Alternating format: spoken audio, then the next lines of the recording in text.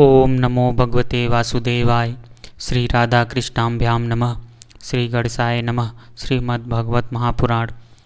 आज हम लोग प्रथम स्कंद 10वां और 11वां अध्याय पढ़ेंगे और उसको सुनेंगे। श्री कृष्ण का द्वारका गमन, द्वारका में श्री कृष्ण का राजोचित स्वागत।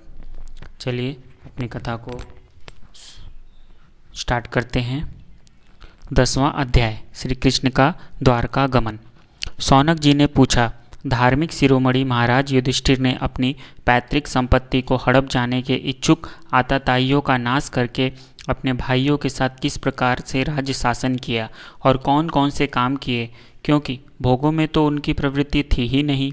सूत जी कहते हैं, संपूर्ण सृष्टि को उज्जीवित करने वाले भगवान श्रीहरि परस्पर की कलहाग्नि से दग्ध कुरुवंश को पुनः अंकुरित और युधिष्ठिर को उनके राज सिंहासन पर बैठाकर बहुत प्रसन्न हुए।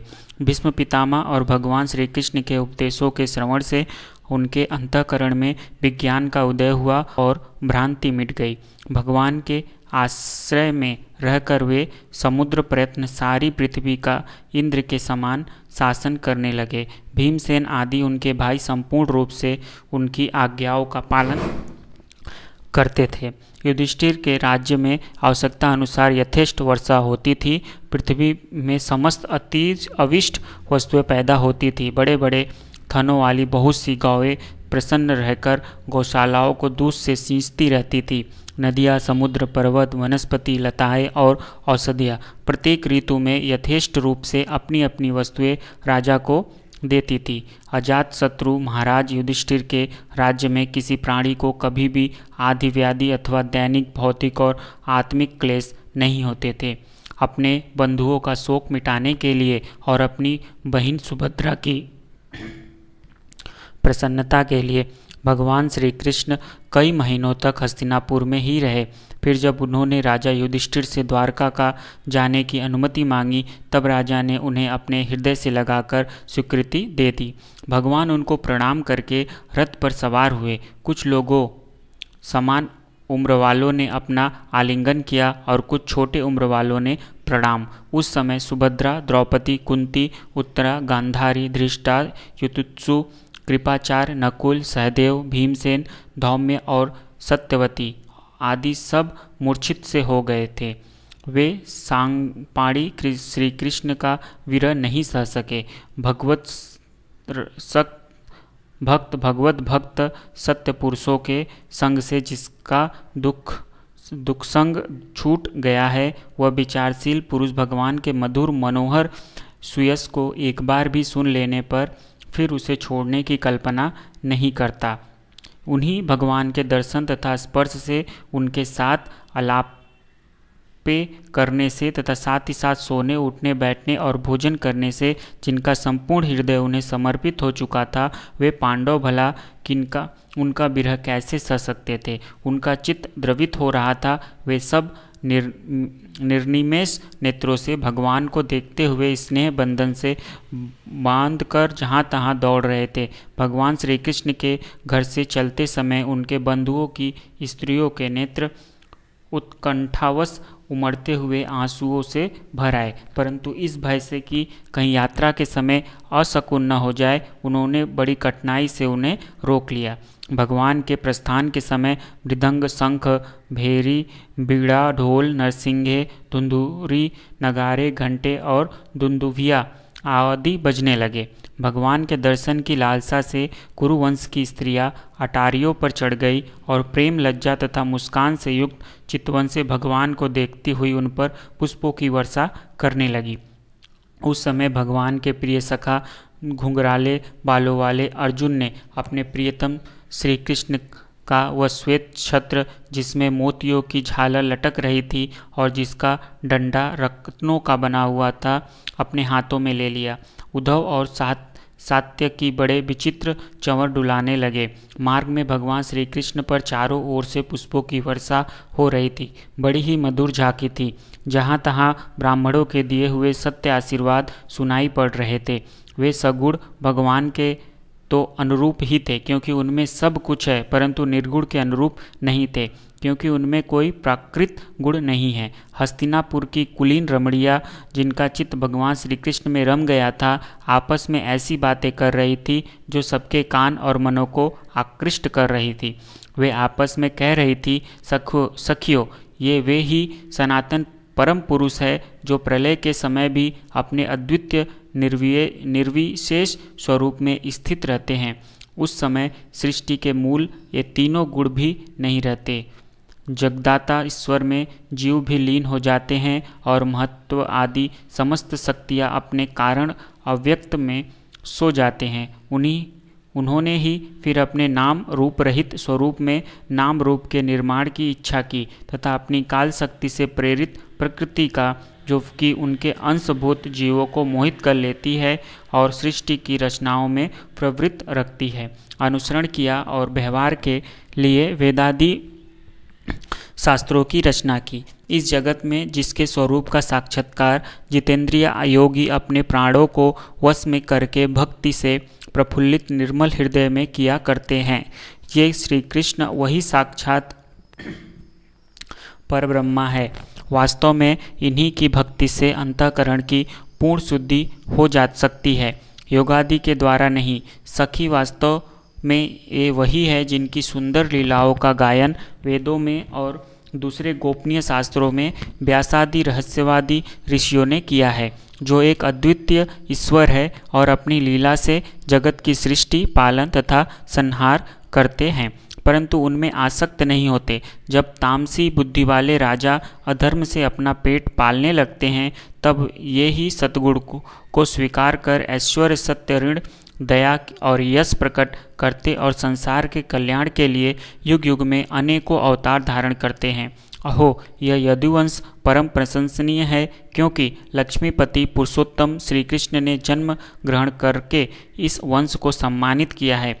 वह पवित्र मधुवन भी अत्यंत धन्य है, जिन्हें इन्होंने अपने शैशव व किशोरावस्था में घूम फिर कर सुशोभित किया है। बड़े हर्ष की बात है कि द्वारका ने स्वर्ग के यश का तिरस्कार करके पृथ्वी के पवित्र यश को बढ़ाया है। क्यों न हो, वहाँ की प्रजा अपने स्वामी भगवान श्री कृष्ण को, जो बड़े प्रेम से मंद मंद मुस्कुराते हुए उन्हें कृपा दृष्टि से देखते हैं, निरंतर निहारती रहती है। सखी, जिनका इन्होंने पाणी ग्रहण किया है, उन स्त्रियों ने अवश्य ही व्रत, स्नान, हवन आदि के द्वारा इन परमात्मा की आराधना की होगी, क्योंकि वे बार बार उनकी उस अधर सुधा का पान करती है, जिनके स्मरण मात्र से ही ब्रजवालाएं आनंद से मूर्छित हो जाया करती है। ये स्वयंवर में शिशुपाल आदि मतवाले राजाओं का मान मर्दन करके जिनको अपने बाहुबल से हर लाते थे तथा जिनके पुत्र प्रधुम्न, सांभ्य, आधम्ब आदि हैं, वे रुक्मिणी आदि 8 पटरानियाँ और भौमासुर को मारकर लाई हुई जो इनकी हजारों अन्य पत्नियां हैं, वे वास्तव में धन्य हैं, क्योंकि इन सभी ने स्वतंत्रता और पवित्रता से रहित स्त्री जीवन को पवित्र और उज्जवल बना दिया है। इनकी महिमा का वर्णन कोई क्या करे। इनके स्वामी साक्षात कमल नयन भगवान श्री कृष्ण है, जो नाना प्रकार की प्रिय चेष्टाओं तथा पारिजात आदि प्रिय वस्तुओं की भेंट से इनके हृदय में प्रेम एवं आनंद की अभिवृद्धि करते हुए कभी एक क्षण के लिए भी इन्हें छोड़कर दूसरी जगह नहीं जाते। हस्तिनापुर की स्त्रियां इस प्रकार बातचीत कर ही रही थी कि भगवान श्री कृष्ण मंद मुस्कान और प्रेम पूर्ण चितवन से उनका अभिनंदन करते हुए वहां से विदा हो गए। अजातशत्रु युधिष्ठिर ने भगवान श्री कृष्ण की रक्षा के लिए हाथी, घोड़े, रथ और पैदल सेना उनके साथ कर दी। उन्हें स्नेहवश यह शंका हो जाती आई थी कि कहीं रास्ते में शत्रु उन पर आक्रमण न कर दे। सुदृढ़ प्रेम के कारण कुरुवंशी पांडव भगवान के साथ बहुत दूर तक चले गए। वे लोग उस समय भावी विरह से व्याकुल हो रहे थे। भगवान श्री कृष्ण ने उन्हें बहुत आग्रह करके विदा किया और सात्विक उद्धव आदि प्रेमी मित्रों के साथ द्वारका की यात्रा की। शौनक जी वे कुरु, जांजल, पांचाल, सूरसेन, यमुना के तटवर्ती प्रदेश ब्रह्मावत, कुरुक्षेत्र, मत्स्य, सारस्वत और मरु धन्य देश को पार करके शौवीर और गंभीर देश के पश्चिम अंतर्त देश में आए। उस समय अधिक चलने के कारण भगवान के रथ के घोड़े कुछ थक से गए थे। मार्ग में स्थान स्थान पर लोग उपहारादि के द्वारा भगवान का सम्मान करते। सायंकाल होने पर वे रथ पर से भूमि पर उतर आते और जलाशय पर जाकर संध्या वंदन करते। यह उनकी नित्यचर्या थी। यहाँ पे हमारा 10वां अध्याय श्री कृष्ण का द्वारका गमन समाप्त होता है और हम लोग अपना 11वां अध्याय द्वारका में श्री कृष्ण का राजोचित स्वागत को सुनेंगे। चलिए सुनते हैं। सूत जी कहते हैं, श्री कृष्ण ने अपने समृद्ध आनवर्त देश में पहुंचकर वहाँ के लोगों की विरह वेदना बहुत कुछ शांत करते हुए अपना श्रेष्ठ पांजन्य नामक शंख बजाया। भगवान के होठों की लाली से लाल हुआ वह श्वेत वर्ण का शंख बजते समय उनके कर कमलों में ऐसा शोभायमान हुआ जैसे लाल रंग के कमलों पर बैठकर कोई राजहंस उच्च स्वर से मधुर गान कर रहा हो। भगवान के शंख की वह ध्वनि संसार के भय को भयभीत करने वाली। उसे सुनकर सारी प्रजा अपने स्वामी श्री कृष्ण के दर्शन की लालसा से नगर के बाहर निकल आई। भगवान श्री कृष्ण आत्मा राम है। वे अपने आत्मा लाभ से ही सदा सर्वदा पूर्ण काम है। फिर भी जैसे लोग बड़े आदर से भगवान सूर्य को भी दीपदान करते हैं, वैसे ही अनेक प्रकार की भेंटों से प्रजा ने श्री कृष्ण का स्वागत किया। सबके मुख कमल प्रेम से खिल उठे। वे हर्ष गदगद वाणी से सबके सुखद और संरक्षक भगवान श्री कृष्ण की ठीक वैसे ही स्तुति करने लगे जैसे बालक अपने पिता से अपनी तोतली बोली में बातें करते हैं। स्वामिनी, हम आपके उस चरण कमलों को सदा सर्वदा प्रणाम करते हैं जिसकी वंदना ब्रह्मा, शंकर और इंद्र तक करते हैं, जो इस संसार में परम कल्याण चाहने वालों के लिए सर्वोत्तम आश्रय है, जिनकी शरण ले लेने पर परम समर्थ काल भी एक बाल तक बाका नहीं कर सकता। विश्व भावन आप ही हमारे पिता, माता, सुहद, स्वामी और हैं। आप ही हमारे सद्गुरु और परम आराध्य देव हैं। आपके चरणों की सेवा से हम कृतार्थ हो रहे हैं। आप ही हमारा कल्याण करें। आहा, हम आपको पाकर सनात हो गए, क्योंकि आपके सर्व सौंदर्य सार अनुपम रूप का हम दर्शन करते रहते हैं। कितना सुंदर मुख है। प्रेम पूर्ण मुस्कान से स्त्रीगत चितवन, वह दर्शन तो देवताओं के लिए भी दुर्लभ है। कमल नयन श्री कृष्ण, जब आप अपने बंधु बांधुत्व से मिलने के लिए हस्तिनापुर अथवा मथुरा चले जाते हैं, तब आपके बिना हमारा एक एक क्षण कोटि कोटि वर्षों के समान लंबा हो जाता है। आपके बिना हमारी दशा वैसी हो जाती है जैसी सूर्य के बिना आँखों की। भक्तवत्सल भगवान श्री कृष्ण प्रजा के मुख से ऐसे वचन सुनते हुए और अपनी कृपामयी दृष्टि से उन पर अनुग्रह की वृष्टि करते हुए द्वारका में प्रविष्ट हुए। जैसे नाग अपनी नगरी भोगवती की रक्षा करते हैं, वैसे ही भगवान की वह द्वारकापुरी की मधु भोज, दरसाह, अर्ह, कुकुर, वंधक, वृषणीवंशी यादव उनसे जिनके पराक्रम की तुलना और किसी से भी नहीं की जा सकती सुरक्षित थी। वह पूरी समस्त ऋतुओं के संपूर्ण वैभव से संपन्न एवं पवित्र वृक्षों एवं लताओं के कुंजों से युक्त थी। स्थान स्थान पर फलों से पूर्ण उद्यान, पुष्प वाटिकाएं एवं क्रीड़ावन थे। बीच बीच में कमल युक्त सरोवर नगर की शोभा बढ़ा रहे थे। नगर के फाटकों, महल के दरवाजों और सड़कों पर भगवान के स्वागतार्थ बंधनवारें लगाई गई थी। चारों ओर चित्र विचित्र ध्वजा पताकाएं फहरा रही थी, जिनसे उन स्थानों पर धाम का कोई प्रभाव नहीं पड़ता था। उनके राजमार्ग, अन्यान्य सड़कें, बाजार और चौक झाड़ बुहार कर सुगंधित जल से दिए गए थे और भगवान के स्वभाव के लिए बरसाए हुए फल फूल अक्षर अंकुर चारों ओर बिखरे हुए थे। घरों के प्रत्येक द्वार दही अक्षत फल ईख जल से भरे हुए कलश उपहार की वस्तुएं और धूप दीप आदि सजा दिए गए थे। उदार शिरोमणि वसुदेव अंकुर उग्रसेन अद्भुत पराक्रमी बलराम प्रमुग्ध चरुणदेष्ट और जाम्बवंती नंदन सामने जब ये सुना कि हमारे प्रीतम भगवान श्री कृष्ण आ रहे हैं, तब उनके मन में इतना आनंद उमड़ा कि उन लोगों ने अपने सभी आवश्यक कार्य सोना बैठना और भोजन आदि छोड़ दिए। प्रेम के आवेग से उनका हृदय उछलने लगा। वे मंगल शकुन के लिए एक गजराज को आगे करके सत्ययन पाठ करते हुए और मांगलिक सामग्रियों से सुसज्जित ब्राह्मणों को साथ लेकर चले। शंख और तुरही आदि बाजे बजने लगे और वेद ध्वनि होने लगी। वे सब हर्षित होकर रथों पर सवार हुए और बड़ी आदर बुद्धि से भगवान की अगवानी करने चले। साथ ही भगवान श्री कृष्ण के दर्शन के लिए उत्सुक सैकड़ों श्रेष्ठ वारंगनाएं, जिनके मुख कपलों पर चमचमाते हुए कुंडलों की कांति पड़ने से बड़े सुंदर दिखते थे, पालकियों पर चढ़कर भगवान की अगवानी के लिए चली। बहुत से नट, नाचने वाले, गाने वाले, विरध, बखाने वाले सूत, मागध और वदिंजन भगवान श्री कृष्ण के अद्भुत चरित्रों का गायन करते हुए चले। भगवान श्री कृष्ण ने बंधु बांधवों को नागरिकों और सेवाओं से उनकी योग्यता के अनुसार अलग अलग मिलकर सबका सम्मान किया। किसी को सिर झुकाकर प्रणाम किया, किसी को वाणी से अभिवादन किया, किसी को हृदय से लगाया, किसी से हाथ मिलाया, किसी की ओर देखकर मुस्कुरा भर दिया और किसी को केवल प्रेम भरी दृष्टि से देख लिया।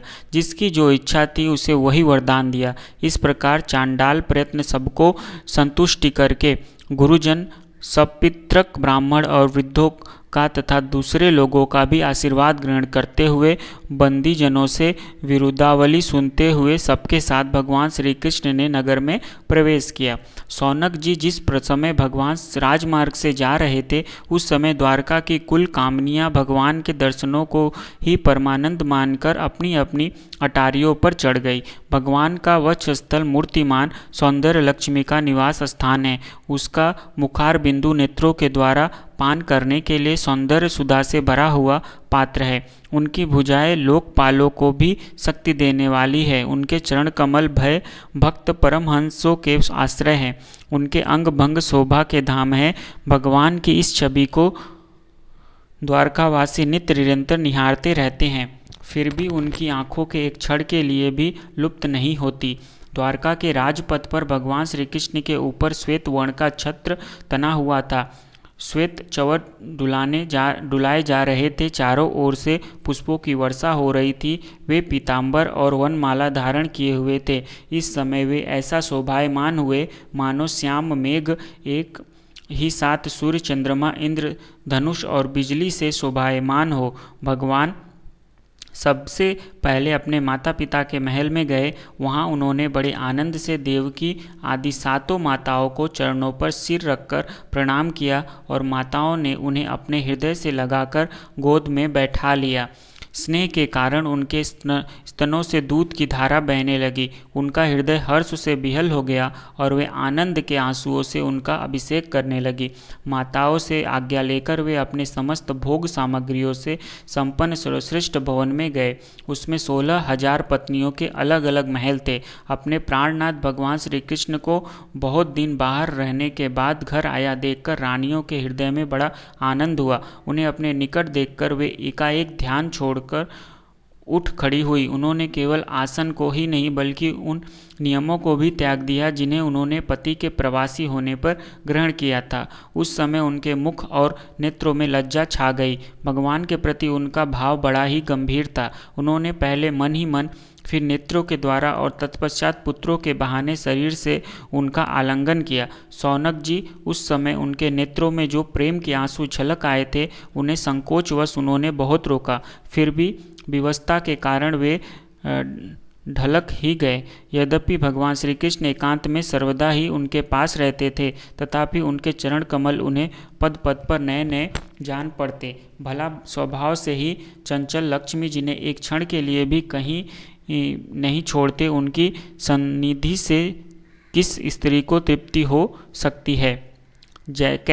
जैसे वायु बांसों के संघर्ष से दावानल पैदा करके उन्हें जला देते हैं, वैसे ही पृथ्वी के क्षारभूत और शक्तिशाली राजाओं में परस्पर फूट डालकर बिना शस्त्र ग्रहण किए ही भगवान श्री कृष्ण ने उन्हें कई अछौड़ी सेना सहित एक दूसरे से मरवा डाला और उनके बाद आप भी उपराम हो गए।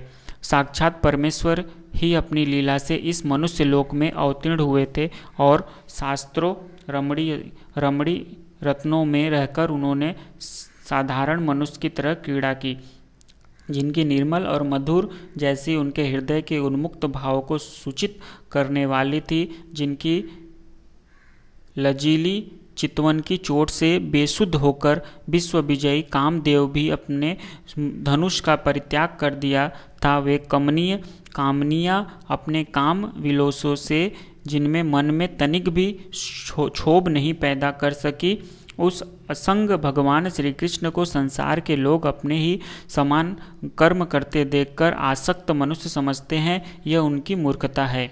यही तो भगवान की भववक्त है कि वे प्रकृति में स्थित होकर भी उनके गुणों से कभी लिप्त नहीं होते, जैसे भगवान की शरणागत बुद्धि अपने में रहने वाले प्राकृत गुणों से लिप्त नहीं होती। वे मूढ़ स्त्रियां भी श्री कृष्ण को अपना एकांत सेवी स्त्री परायण भक्त ही समझ बैठी थी, क्योंकि वे अपने स्वामी के ऐश्वर्य को नहीं जानती थी। ठीक वैसे ही जैसे अहंकार की प्रवृत्तियां ईश्वर को अपने धर्म से युक्त बनाती है। प्रेम से बोलो राधे राधे। ओम नमो भगवते वासुदेवाय। हम लोग का यहाँ पे 11वां अध्याय समाप्त होता है। नेक्स्ट वीडियो में हम लोग 12वां अध्याय परीक्षित का जन्म और 13वां अध्याय विदुर जी के उपदेश से धृतराष्ट्र और गांधारी का वन में जाना को सुनेंगे। राधे राधे। जय श्री कृष्ण।